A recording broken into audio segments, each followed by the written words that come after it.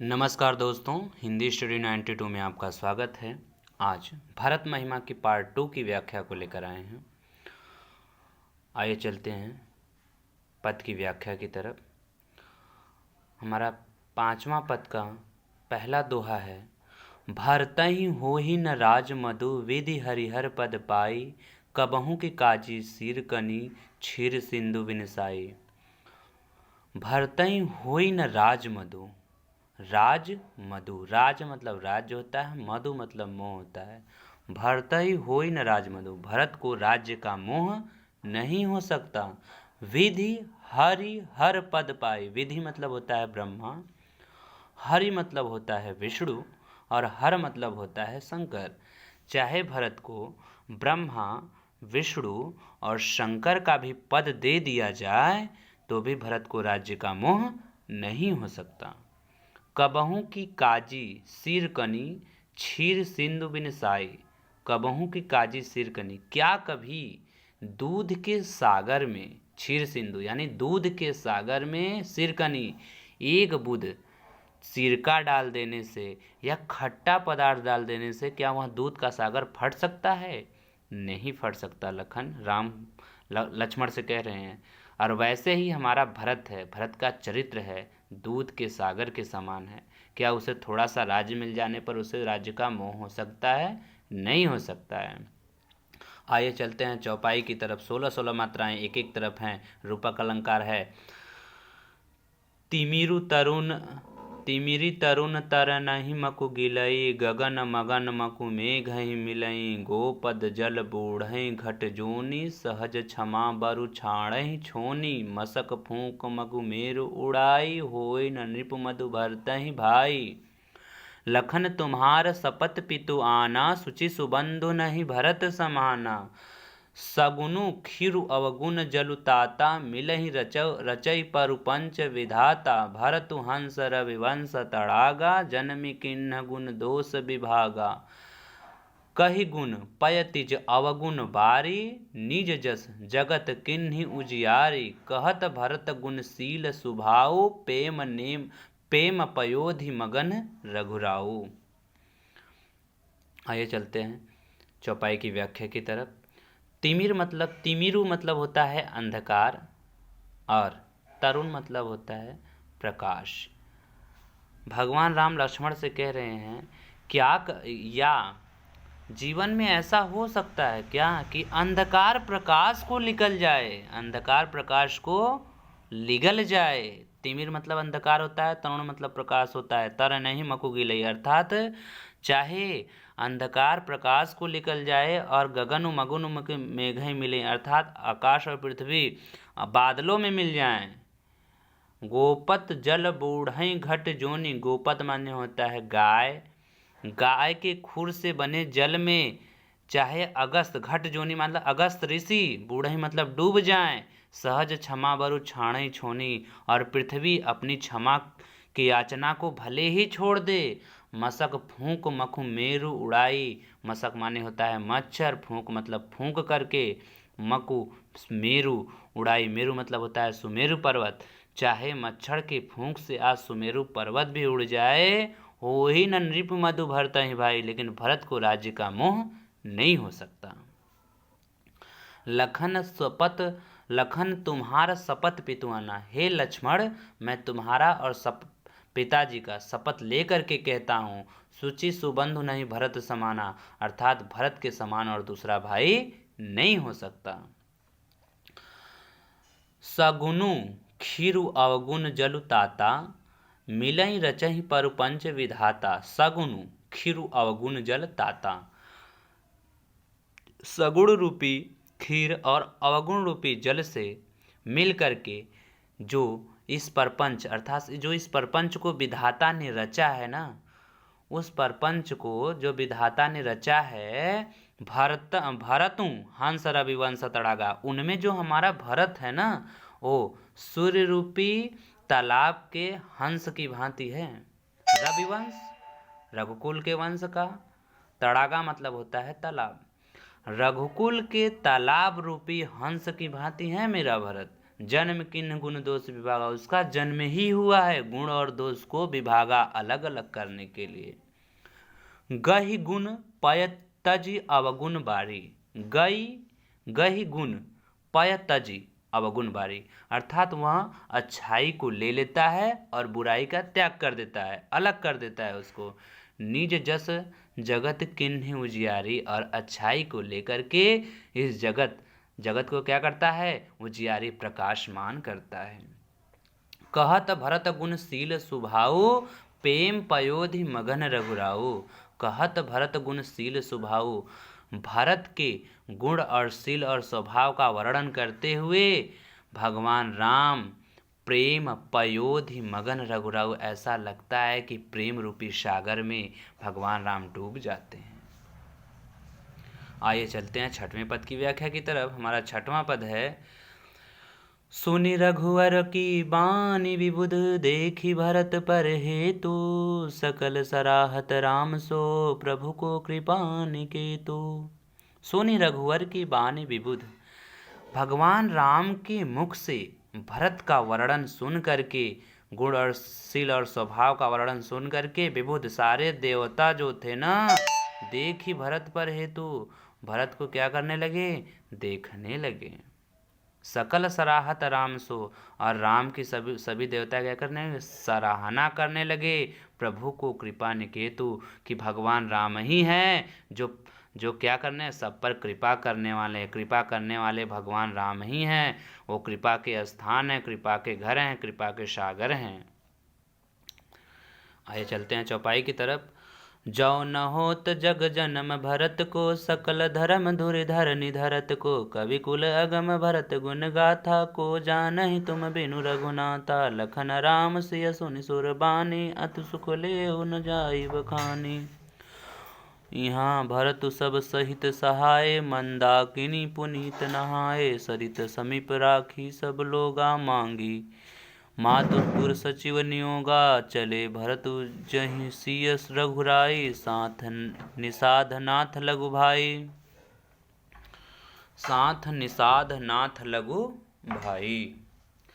जौ न होत जग जन्म भरत को, अगर इस संसार में भरत का जन्म नहीं हुआ होता तो सकल धर्म धुरि धरनी धरत को, इस संसार के धर्म की धुरी को कौन धारण करता। कवि कुल अगम भरत गुण गाथा, तुलसीदास जी कहते हैं कवि कुल अगम, जो हम लोग कवि हैं ना वो बहुत छोटे हैं। भरत का गुणगान कौन कर रहा है, जो जानहि तुम बिनु रघुनाथा, हे भगवान राम इनके गुण का गान तो सिर्फ आप ही कर सकते हैं, इनके बारे में सिर्फ आप ही जान सकते हैं। लखन राम सिय सुनि सुर बानी, अति सुख लेहु न जाई बखानी। लखन राम सिय सुनि सुर बानी, अर्थात लखन राम सिय सुनि सुर बानी, अर्थात देवताओं के मुख से भरत का वर्णन सुन करके राम लक्ष्मण और सीता अति सुख लेहु न जाई बखानी, इतने आनंद की प्राप्ति कर रहे हैं, इतने सुख ले रहे हैं जिसका बखान नहीं किया जा सकता। यहाँ भरत सब सहित सहाय, मंदाकिनी पुनीत नहाए।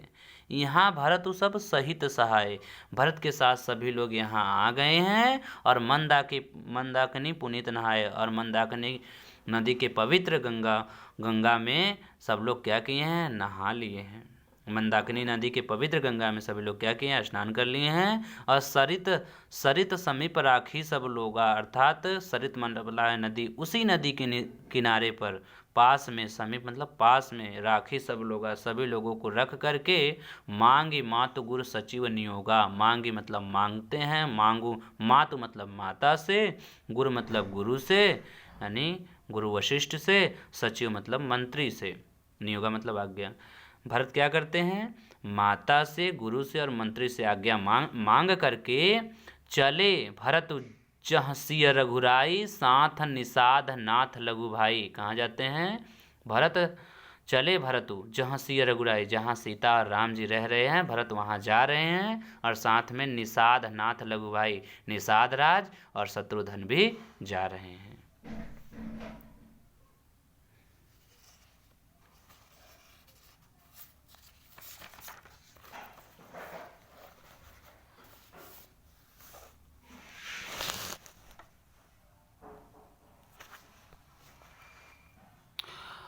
समुझी मातु करतब सकुचाही, करब कुतर्क कोटि मन माही, राम लखन सिय सुनि मम नाऊ, उठी जानी अनत जाहि तजि ठाहूँ।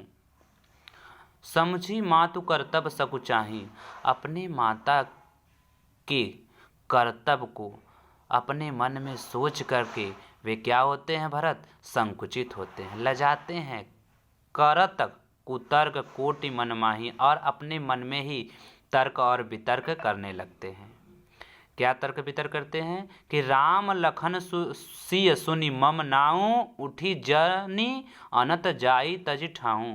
अगर कहीं राम लक्ष्मण और सीता मम नाऊ मेरे आने की समाचार सुन करके कहीं उठ करके, जनी मतलब चले न जाएं, अनत अन्य स्थान पर जाकर के कहीं न बैठ जाएं, यही मन अपने मन में कुतर्क करते हुए चले जा रहे हैं। 7वें पद की व्याख्या देखिए। मातु मते महु मानि मोहि, जो कछु करहि सो थोर, अघ अवगुण क्षमि आदरहि, समुझि आपनि ओर। मातु मते महु मानि मोहि, मनुमानी मोहि,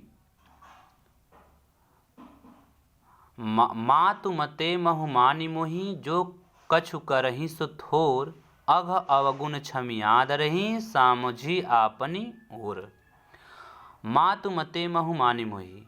अब भरत कह रहे हैं कि कहीं भगवान राम मुझे अपनी माता के मन का न समझ लें। जो कछु करहि से थोर, अगर यहाँ समझ करके वह जो भी कुछ करेंगे मेरे लिए क्या होगा, बहुत थोड़ा होगा। अघ अवगुण क्षमि आदरहि, अगर कहीं मेरे अवगुण को, मेरे गलती को क्षमा करके अपनी ओर समझ लेते हैं। ठीक है, आगे की तरफ चलते हैं। जो परिहरहि मलिन मनु जानी, सौ सनमानि सेवक मानी, मोरे शरण राम की पनहि, राम सुस्वामी दोष सब जनहि, जग जस भाचक चातक मीना, नेम पेम निज निपुण